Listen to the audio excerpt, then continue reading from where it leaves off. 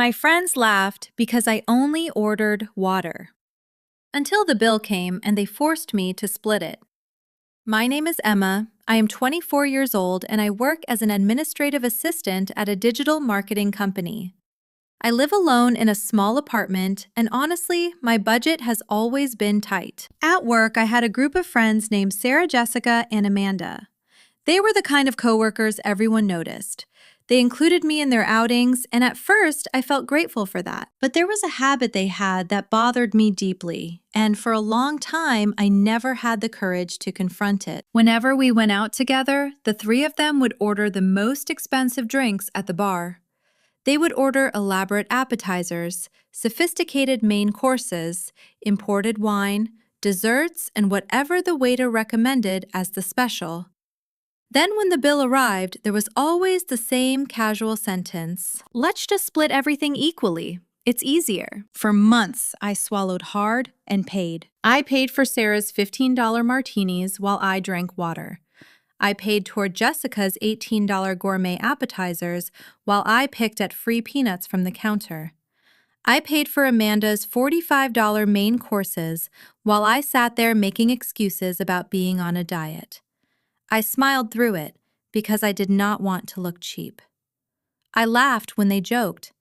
I pretended not to care when my chest tightened every time the waiter placed the check on the table. They knew about my financial situation. They knew I earned less than a fifth of what they earned. They knew I lived alone. They knew I had bills to pay and no one helping me behind the scenes. They knew I was careful with money because I had to be.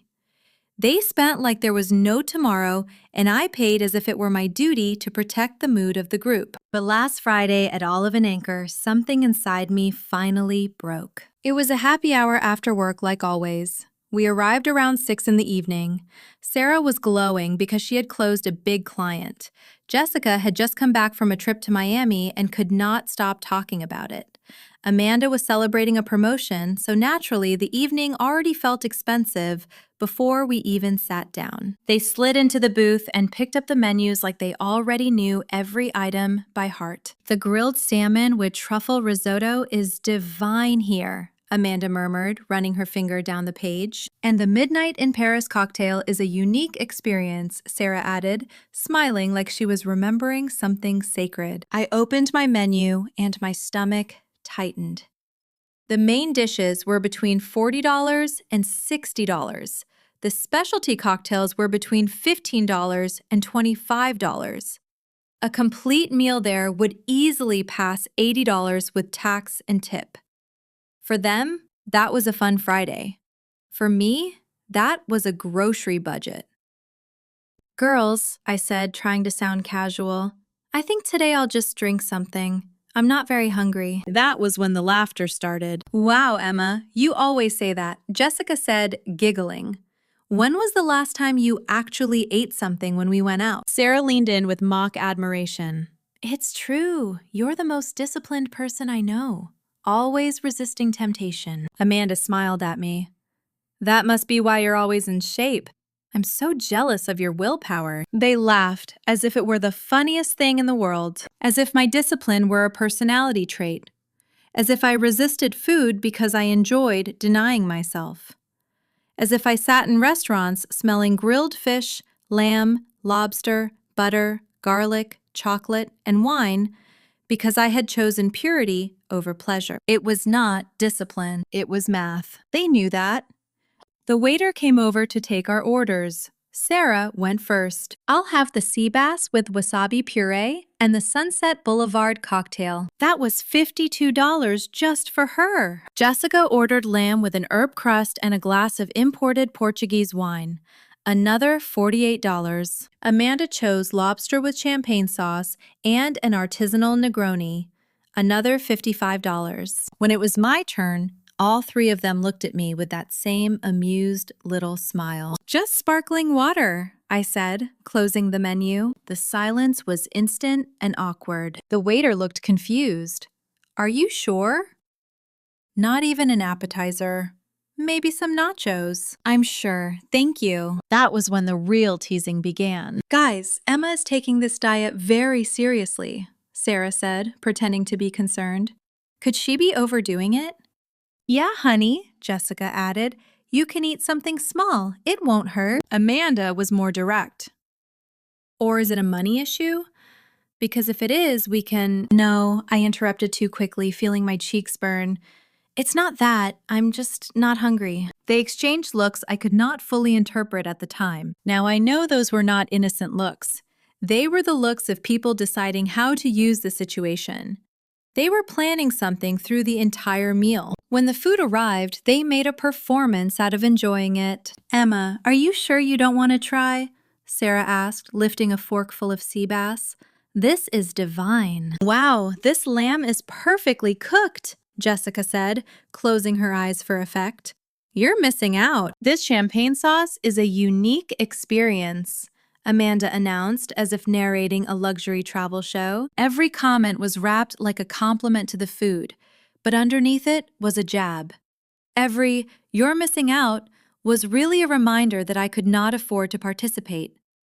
They were having fun with my situation, and for the first time, I began to see it clearly. I sat there with my $3 sparkling water, forcing polite smiles while they ate, drank, and turned my silence into entertainment. When they finished their main courses, Sarah waved the waiter back. The Belgian chocolate cake with vanilla ice cream is unmissable, she said, already ordering it like the decision had been made for everyone. Jessica and Amanda immediately agreed. Another $15 each. I kept drinking my sparkling water and did the calculation in my head. Each of them had already spent more than $70. I had spent $3. Then the bill arrived. Sarah grabbed the check, glanced at it quickly, and announced in the most natural tone in the world, $218. Should we split it 4 ways?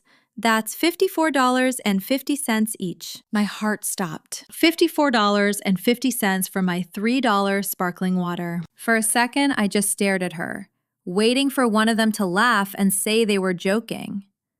No one laughed. They all looked at me as if this were normal. Wait, I said, and my voice came out louder than I intended. I only had water. It doesn't make sense for me to pay $54.50. The mood at the table changed instantly. The giggles stopped. The smiles disappeared. Jessica was the first to speak. Emma, we always split the bill equally. It's easier that way. But I didn't eat anything, I said.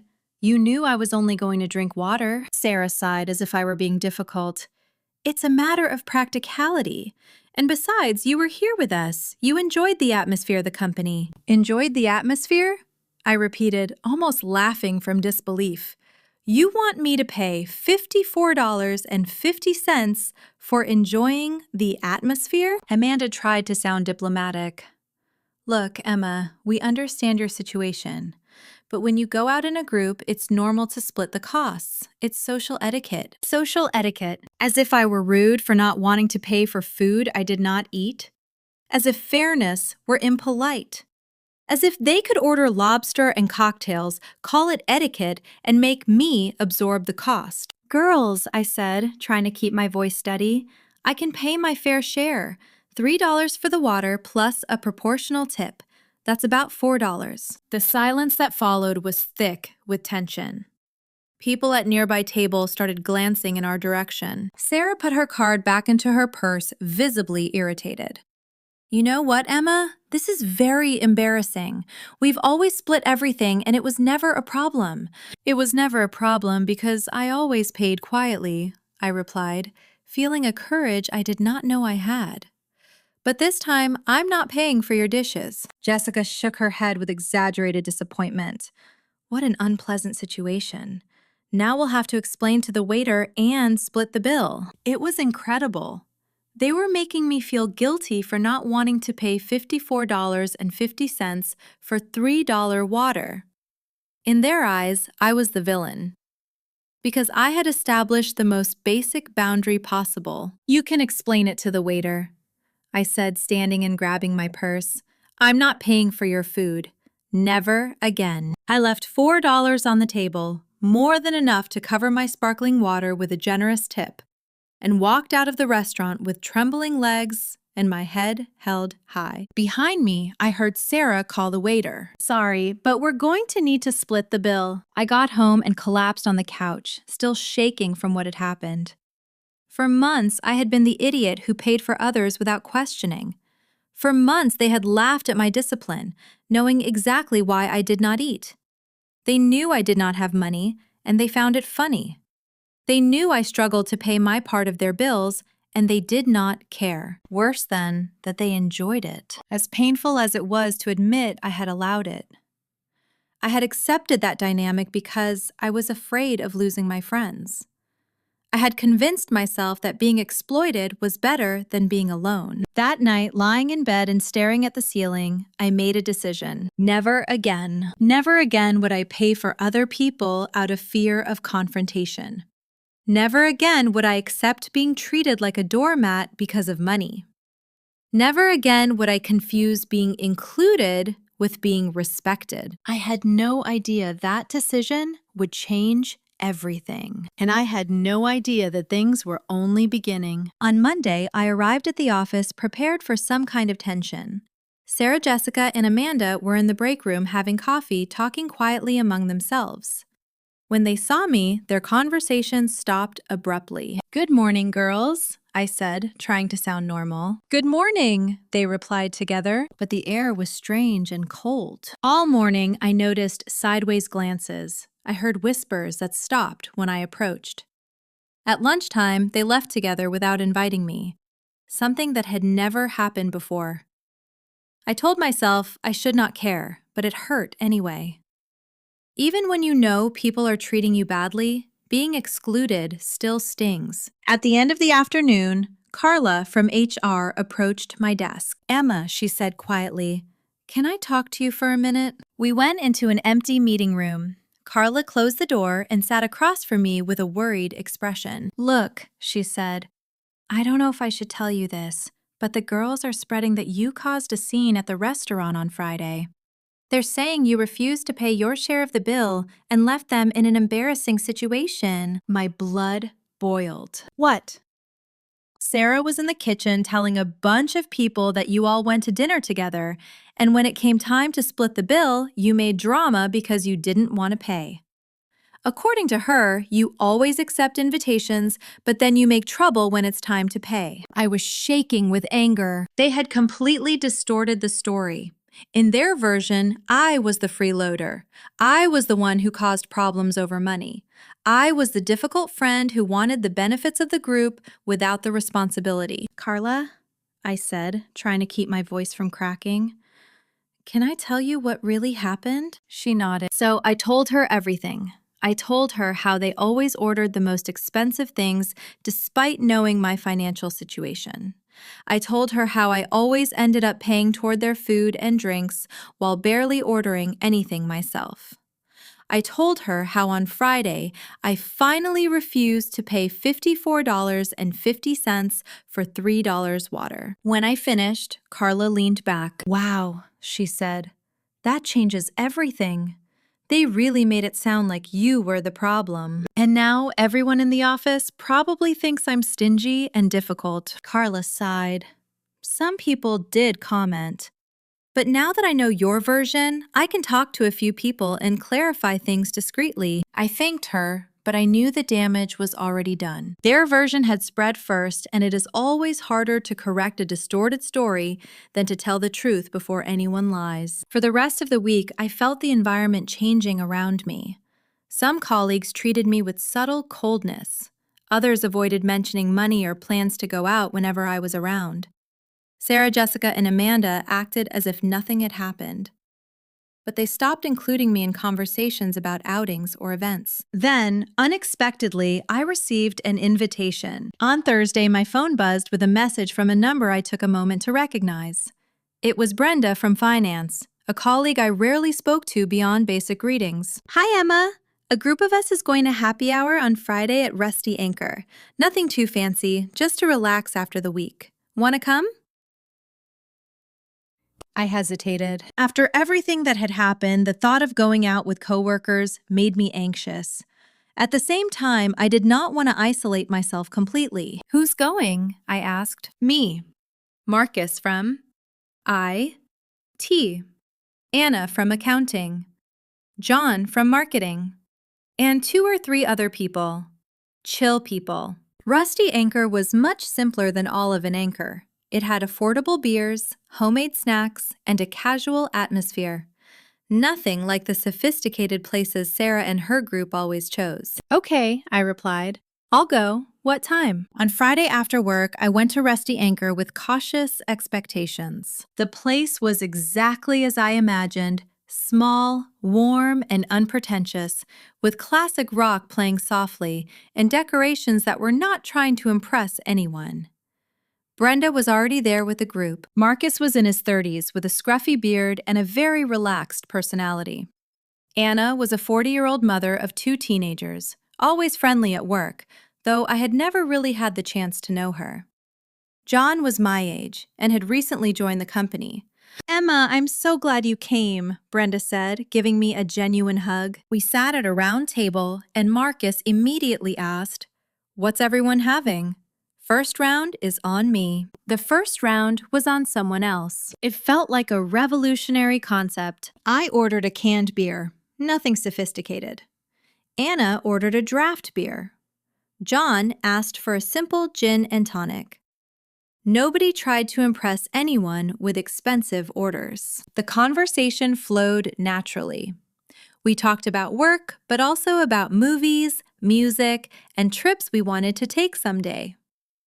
Marcus told hilarious stories about IT problems he had solved. Anna talked about the madness of raising 2 teenagers. John shared stories about being a recent graduate trying to act like a functioning adult. And for the first time in months, I felt relaxed while going out with coworkers. When it was time to order another round, John offered to pay. Then Anna insisted on covering the third. There was no drama, no astronomical bill, and no unfair division hiding behind social etiquette. More importantly, nobody teased me for ordering just beer. Nobody commented on my discipline. Nobody joked about my willpower. They simply accepted me as part of the group. Then Brenda brought up the subject I had been trying to avoid. "Emma," she said during a pause in the conversation, "can I say something? I know it's none of my business, but I heard some comments at the office about that restaurant situation last week." My stomach tightened. Marcus, Anna, and John looked at me with interest, but not with malice. "What situation?" Marcus asked. I sighed. "I went out with some colleagues last Friday, and there was drama when it came time to split the bill." "What kind of drama?" Anna asked gently. I hesitated, but something about their openness made me tell the truth. I explained the whole story. The months of paying for others, the jokes about my discipline, the $54.50 they wanted me to pay for water, my refusal, the way the story had been twisted afterward. When I finished, there was a moment of silence. "Man," Marcus said at last, "that's messed up. They really made you pay for them for months, and then they spread that you were the problem?" John looked indignant. "That's insane." Anna shook her head. "That's exploitation." I looked at her, and I thought maybe it was just in my head. "What do you mean?" I asked. Anna sighed. "I've gone out with them a few times. I always thought something was strange. They always ordered the most expensive dishes, and there was always this pressure to split everything equally. I stopped accepting invitations because it was getting too heavy for my budget." "Me too," Brenda said. "I went once and spent almost $100 in one night. I never wanted to repeat that." Marcus laughed without humor. "They tried inviting me a couple of times, but I always made excuses. I had a weird feeling about it." John nodded. "Yeah, I noticed there are people in the office who kind of avoid going out with them. Now I understand why." I was not alone. Other people had noticed Sarah Jessica and Amanda's toxic pattern. Other people had distanced themselves because of it. I had thought I was weak, oversensitive, or cheap. But the truth was that I had been caught in a system that others had already learned to avoid. "You know what irritates me most?" Anna said.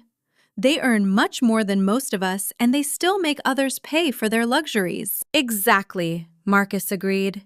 "If they want to eat at expensive restaurants, they should pay from their own pockets. not exploit colleagues. You did the right thing, Emma, Brenda said firmly. You had to establish boundaries. For the first time since Friday, I felt validated. My reaction had not been exaggerated. My boundary had not been unfair. I had done the right thing. We stayed later than planned, talking and laughing. When it was time to leave, the total bill was less than $40 for 5 people.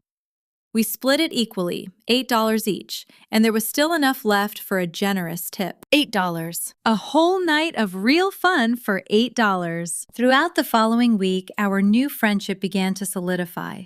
Marcus created a WhatsApp group called Rusty Crew, and we started planning more casual outings. Coffee after work, a snack here and there, hallway conversations that naturally turned into longer talks. It was incredible how different friendship felt without financial pressure. When we went out, everyone ordered what they wanted and could afford. If someone was tight that month, the others understood and adjusted the plan. If someone wanted to spend more, they paid their own bill without involving everyone else. There was no silent punishment for having a budget. There was no performance of luxury. But things with Sarah, Jessica, and Amanda were far from over. On Wednesday, I received a WhatsApp message from Sarah. Hi, Emma. We're having a barbecue at my sister's house on Saturday. It'll be very casual. Everyone brings something. How about it? I stared at the message in disbelief. After a week of coldness, after spreading lies about me, now they wanted to include me again. Hi, Sarah. Who else is going? I replied, curious to understand the game. Oh, the usual group, around 15 people. We thought of you to bring the drinks. You have good taste for these things. The drinks for 15 people. At a long Saturday barbecue. I did the calculation in my head immediately. Beer, soda water, ice. At least $200. It was obvious what was happening. They had assigned me the most expensive responsibility of the event. Probably after laughing among themselves about how I had saved money at dinner. It was a test, or maybe a trap. But this time, I knew exactly how to play. Sure, I replied with fake enthusiasm. I'd love to help with the drinks. I'll take care of everything. Sarah must have been surprised by my positive reaction because she took a while to answer. That's great. The party is at 2 in the afternoon. I'll send you the address. I spent the rest of the week planning. I checked promotions at 3 different markets. I found a clearance sale on sodas close to expiration, still perfectly safe to drink, but discounted by 70%. I found beer on sale in an end-of-lot promotion. I bought water in 5-liter jugs far cheaper than individual bottles. In total, I spent $52, much less than they expected, and everything was from recognizable brands. Nothing could honestly be criticized. Saturday arrived, and I loaded my car with enough drinks for a small army. Wow, Emma, you really went all out, Amanda said when she saw me unloading the drinks. There was something in her tone I could not identify. Sarah appeared wearing a summer dress that probably cost more than my weekly income. Such efficiency, she said. Look at the variety you brought. Jessica came over to help organize everything on a side table. Very well thought out, separating by type. It looks super organized. The barbecue itself was good. People brought elaborate salads, gourmet sides, and artisanal desserts. My drinks looked almost basic beside all that sophistication, but they did their job. Everyone was drinking, laughing, and enjoying the sun. I talked to people I did not know, took photos, and participated in activities. From the outside, everything seemed normal. Around 4 in the afternoon, I realized I had left my purse in the car. I went to get it, and when I came back through the kitchen, I heard voices coming from the laundry room. It was Sarah, speaking quietly with 2 other people. She really showed up. After all that scene at the restaurant, Sarah said, and she still brought the cheapest drink she could find. My blood went cold. I stopped behind the door, heart racing. A female voice I recognized as Sarah's cousin responded, "Don't you think you're being a little hard on her?" Hard, Jessica said, joining in. She caused the biggest fuss last Friday, and today just proves she can't keep up with our level. Sarah continued, "Look at the brands she brought. Everything as cheap as possible. Then Amanda entered the conversation. It's not our fault if she can't afford it. But if she accepts to participate, she has to take on the responsibilities. Sarah's cousins sounded uncomfortable. But you know she earns much less. So what? Jessica cut in. Everyone has priorities. If she prioritized participating in events instead of, I don't know, whatever else she could manage. Exactly, Sarah agreed. It's a matter of choice. We choose to invest in our social life. She chooses to make drama. Choice. As if I chose to earn less, as if I chose to struggle, as if money were only a reflection of how committed I was to being fun enough for them. The funny thing is that she still came, after all the scandal she made, Amanda said. Some people really have no sense. I walked away before I heard more. I went back to the backyard with my mind boiling. They were all there, laughing, drinking the drinks I had bought, and pretending everything was normal. Sarah waved when she saw me. Hey, Emma, I was missing you. Come here. We were talking about next week's projects. I forced a smile and joined the group. For the rest of the afternoon, I observed every interaction with new eyes. Every seemingly innocent comment now had a second layer. The drinks are great, Emma, Jessica said later, raising a can of beer. You always make good choices. Was it a compliment or veiled sarcasm about my sale hunting? When the barbecue was ending, I helped collect things and tried to keep up appearances until I could leave. Thanks for all the help, Emma, Amanda said when I was saying goodbye. You're a sweetheart. In the car driving home, I replayed the conversation I had overheard dozens of times. Every word, every tone, every justification. They genuinely believed they were right. They believed I was the problem. They believed I made bad choices and then created drama. On Monday, I went to work with completely different energy. There was no longer the anxiety of wanting to please them or the insecurity of being judged. I knew exactly where I stood now. During breakfast, Jessica approached my desk with the fake smile I now recognized perfectly. Hey, Emma, the barbecue on Saturday was really nice, right? Amanda was commenting on how helpful you were with everything. It was great, Jess. Thanks for including me, I replied, naturally. We were thinking about organizing a surprise birthday party for Sarah in 2 weeks. Would you be up for helping with the organization? There it was. The next test. The next game. Sure, I said. It would be an honor. What did you have in mind? Jessica smiled with that predatory sweetness I had finally learned to identify. We were thinking about Azure, that new, sophisticated restaurant downtown. Reservation for 12 people? You could be responsible for the decoration and the cake. Azure, I knew it by name. It was a high-end restaurant where dishes cost between $80 and $120. And they wanted me to fund the decoration and cake for 12 people. Easily $300 or more. How awesome, I said, keeping my enthusiasm intact. When is it again? Saturday in 2 weeks. I know it's tight, but we trust your good taste. Good taste, as if my financial situation were a matter of taste and not reality. Let me organize my schedule and confirm with you today, I said. As soon as Jessica walked away, I started planning. Actually, I had been organizing small events as a hobby for years. Birthday parties for family, simple celebrations for friends. I knew a few suppliers knew how to negotiate and knew how to make something look beautiful without spending recklessly. Over the next 2 weeks, I planned meticulously. I found decorations to rent at a fair price. I negotiated with a small bakery I knew for a beautiful but economical cake. The total came to $240. Expensive for me, yes, but possible if I put it on my credit card. More importantly, I had a plan they would never expect. Jessica, I said one day when I saw her in the hallway. I confirmed. I can take care of the decoration and cake. She looked genuinely surprised. Really? That's incredible. Sarah is going to be emotional. I have some ideas that will make everything beautiful, I replied, and I really did. During those 2 weeks, I pretended to be extremely excited. I sent messages in the group asking about Sarah's preferences. I talked about the surprise I was preparing. I made myself seem completely invested. Sarah was radiant. "Girls, I can't even sleep from anxiety," she wrote. "It's going to be the most special birthday of my life." Amanda replied, "For sure. Our organizer is killing it." Our organizer, as if I were their employee. On Friday, I finalized all the preparations. The decoration was truly beautiful. Gold and pink tones, elegant centerpieces, metallic balloons. The cake was a work of art.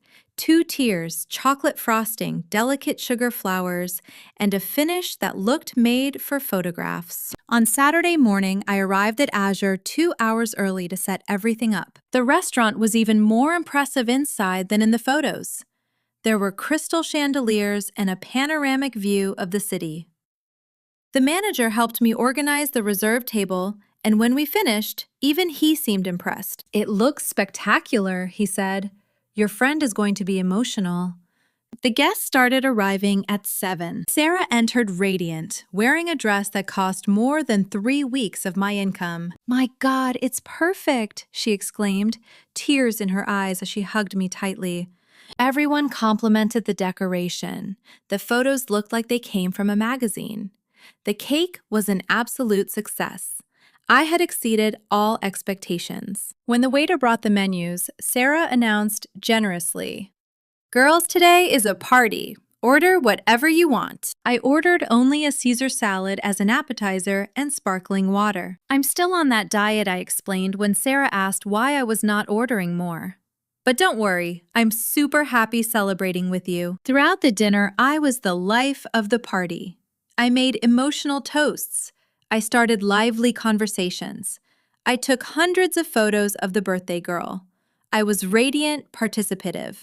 I was being the best friend they could possibly want. Then the bill came. $1,500 for 12 people. Sarah grabbed the check, and to my surprise, her expression changed completely. She had clearly forgotten how much a party at Azure would cost once people truly ordered whatever they wanted. "Let's split it among everyone," she announced, trying to keep her composure. "That's $125 each." That was when I played my decisive card. "Girls," I said, standing from my chair. "It was a magical night, but I need to leave now. I have an early commitment tomorrow." I picked up my purse and began saying goodbye. "Sarah, happy birthday. I hope it was everything you dreamed of." Sarah looked confused. "But what about the bill?" "Oh, I only had salad and water," I said. "I left $20 on the table. That covers my part with a generous tip. My real contribution was already the decoration and cake I organized and paid for. Thank you for letting me be part of this." Then I left the restaurant with a radiant smile, leaving behind a sepulchral silence. I knew exactly what was happening inside. They had planned to make me pay more than $100 for a dinner I barely touched, after I had already spent $240 organizing the entire party. But this time, I was smarter. In the car, my phone exploded. Sarah, Jessica, and Amanda were all calling at the same time. I let every call go to voicemail. The messages started polite. "Emma, where did you go? Come back here." Then they became desperate. "You can't leave like that. We have to split the bill." Then they became aggressive. "How rude. You organized the party. You have an obligation to stay until the end." I replied to only one message. "Girls, I organized and paid for all the decoration and the cake. My contribution was already more than enough. I hope you enjoyed the party." Jessica responded immediately. "This isn't fair. You knew how it worked." "I did know," I replied. "That's why I made clear from the beginning what my part would be." Sarah's response came with surprising fury. "You humiliated us in front of everyone. What kind of friend does that?" "The kind who doesn't accept being exploited anymore," I replied. Amanda tried a more conciliatory tone. "Emma, we always split everything.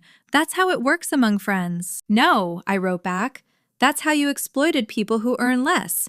Now it's over." The messages stopped for a few hours. Then Sarah sent one last text. "You're going to regret this." Monday at the office was a declaration of war. They arrived visibly furious. During coffee, I heard Jessica telling other colleagues, It was public humiliation. On Saturday, we organized a birthday party, and when it came time to pay, one person simply abandoned the group and left everyone paying for her. This time, they had not only distorted the story, they had completely inverted it. "Wow, how horrible," Marina said. "What kind of person does that?" "Exactly," Jessica replied. We trusted her to organize. She agreed to participate, and at the critical moment, she simply fled from responsibility. I happened to be walking by with my coffee when I heard that. I stopped and turned toward the group. "Wow," I said, approaching calmly. "What a terrible story. What party are you talking about?" Jessica looked visibly uncomfortable, but she held on to the lie. "A party we organized on Saturday. One person committed and then left us hanging." "Interesting," I said. "I also organized a party on Saturday. I spent $240 of my own money on decoration and cake, set everything up alone, made the event beautiful, and then paid my individual bill, $20 for salad and water." What a coincidence! The silence was embarrassing. Marina and the other colleagues looked from Jessica to me, clearly confused. Imagine I continued with a light laugh if after organizing and paying for all that, they still wanted me to pay another $125 for a salad. It would be like I was obligated to pay for other people's food just because I organized the event. How crazy, right? Marina nodded slowly. "Wow, that would be unfair. If you already organized everything." Jessica tried to defend herself. "But when you participate in a group, there's an implicit agreement." "Implicit agreement," I repeated. "Like, if I organize a party and pay for the decoration, I'm obligated to pay for other people's food, too." "What kind of agreement is that?" The other colleagues seemed increasingly on my side. Jessica realized she was losing the room and walked away irritated. But that was only the beginning. Throughout the week, Sarah, Jessica, and Amanda intensified their campaign against me. They spread increasingly distorted versions of the story. According to them, I was a freeloader, irresponsible someone who accepted responsibilities and then ran from them. "Emma has always been weird about money," I heard Amanda say in the break room. "She accepts invitations, but then makes a fuss when it's time to pay. It's a behavioral pattern." Sarah agreed. "We tried to include her out of pity, but it got to a point where it wasn't possible anymore." Out of pity. As if they were charitable for including me. As if I should be grateful for being allowed to subsidize their lifestyle. Some people at the office started treating me coldly again. Others avoided talking about money around me. The environment became heavy, but I was no longer alone. Marcus, Brenda, Anna, and John were indignant when they learned the new version of the story. "They're spreading that you organized a party and then refused to pay?" Marcus asked, incredulous. "When you had already paid for the organization." "It's impressively dishonest," Brenda said. "They're distorting the facts completely." Anna shook her head. "They really think they can rewrite reality." John was the one who suggested it. "You know what you should do?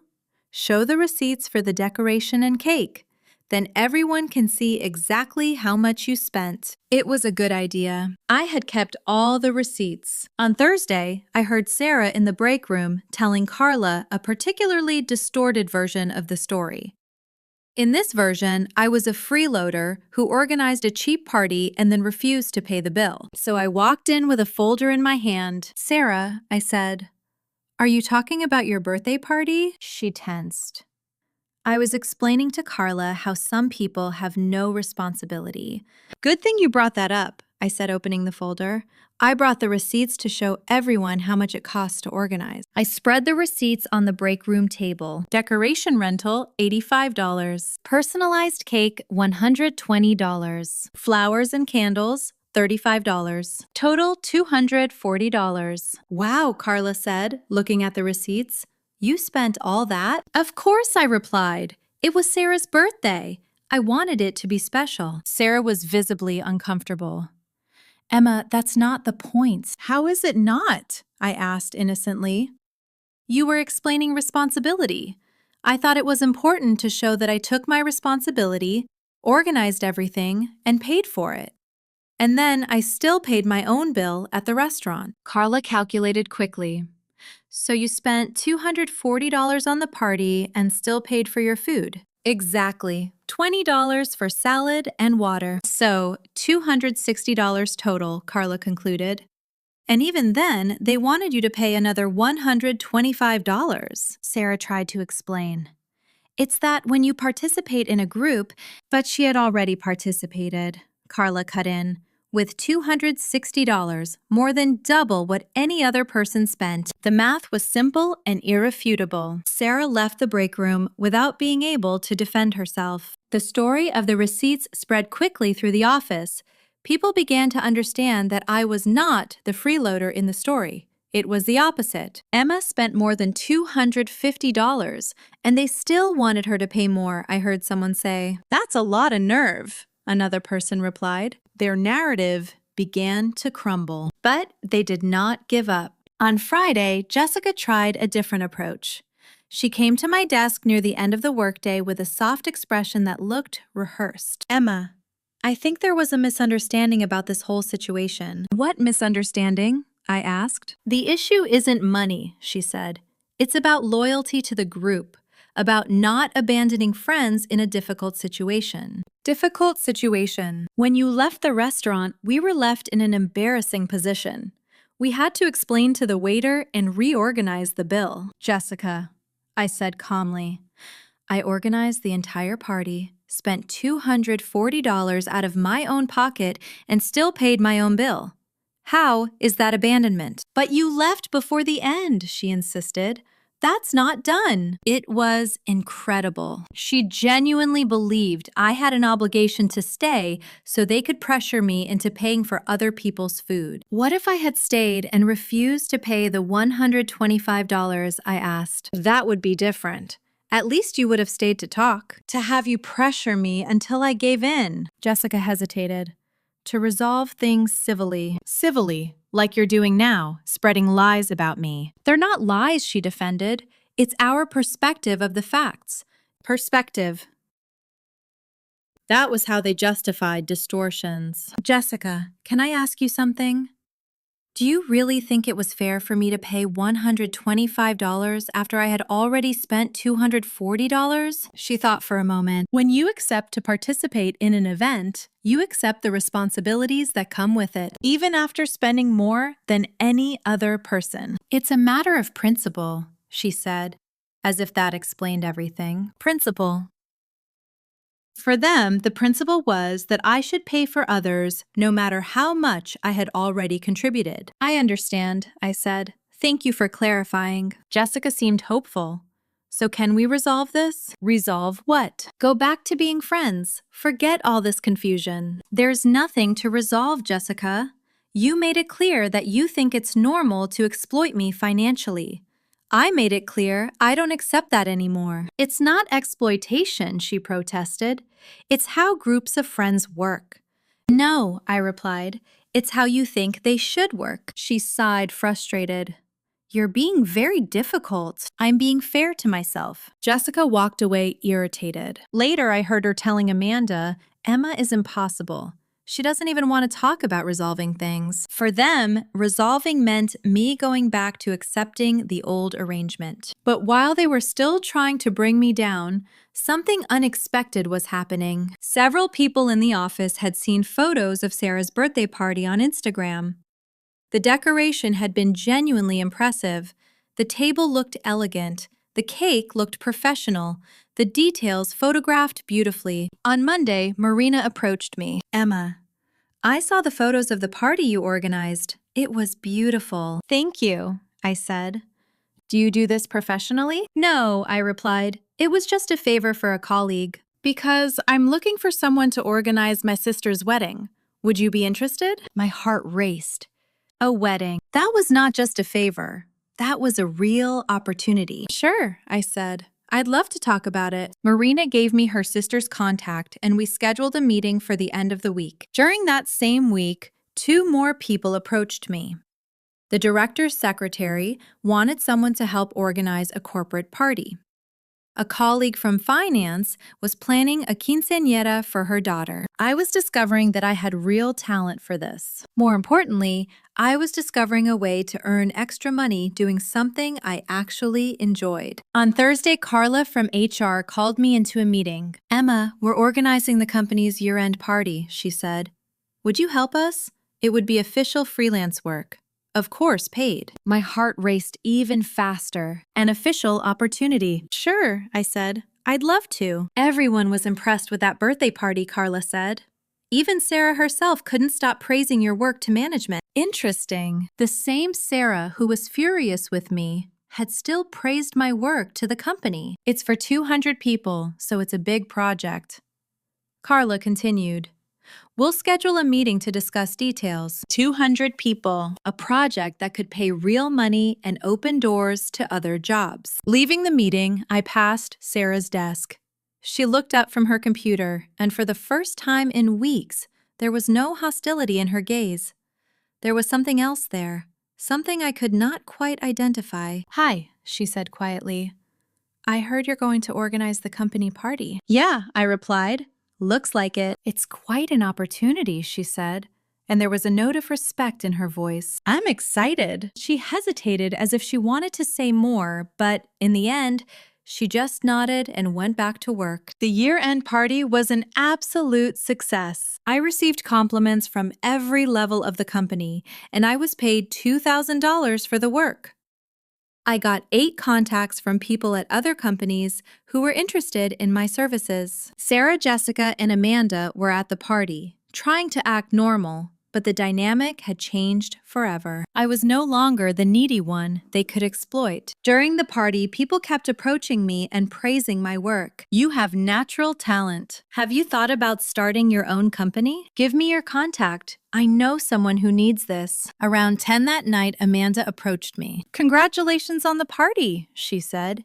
"It's incredible." "Thank you, Amanda. We were thinking," she continued hesitating, "maybe we should talk. Just the 4 of us, to clarify things." "What kind of clarification?" "To resolve our problems, go back to being friends." I looked at her for a moment. "Amanda, do you really think I should have paid $125 that night after already spending $240? "It's complicated." "No," I said. "It's simple. Do you think yes or no? When you go out in a group, there's an understanding. Answer yes or no," I insisted. Amanda sighed. "We always split everything." "That doesn't answer my question. Maybe it was a little unfair." "A little." "Okay," she admitted reluctantly. "It was unfair.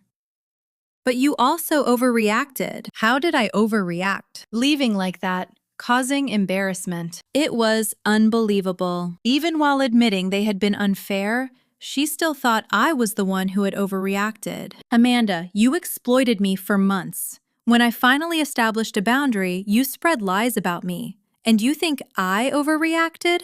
"They weren't lies," she said. "It was our interpretation." "Interpretation?" "You said I refused to pay after organizing a cheap party. I spent $240. Where's the interpretation in that?" Amanda looked down. "Maybe we expressed ourselves poorly." "You didn't express yourselves poorly.